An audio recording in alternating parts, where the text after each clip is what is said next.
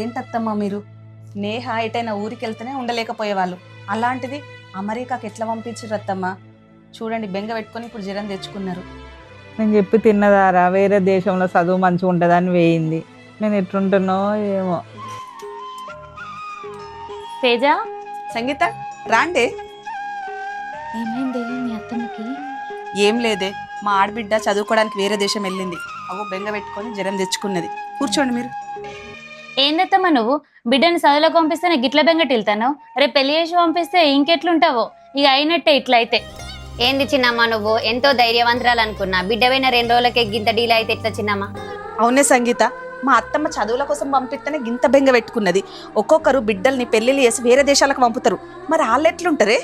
హ్యాపీగా ఉంటారు అనుకుంటున్నావా? మొన్న మాకు తెలిసిన వాళ్ళు అమెరికా సంబంధం అని చెప్పి అమెరికాలో ఉండేటోళ్ళకి ఇచ్చి పెళ్లి చేసినారు. వాడు టార్చర్ పెడతాడట. వీళ్ళు ఆడకు పోయేటట్లేరు, వాళ్ళు ఈడకి వచ్చేటట్లు హరి గోస పడతారు తెలుసా?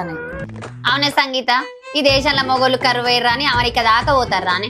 కాదానే, సామెతలు వట్టిగానే ఉంటున్నాయా? దూరపు కొండలు నూనె పని, పర్వతం పోయి పల్లుడగొట్టుకోండి అంటే ఇదేనే? ఇదైతే కరెక్టేనే. ఇదే కరెక్టే.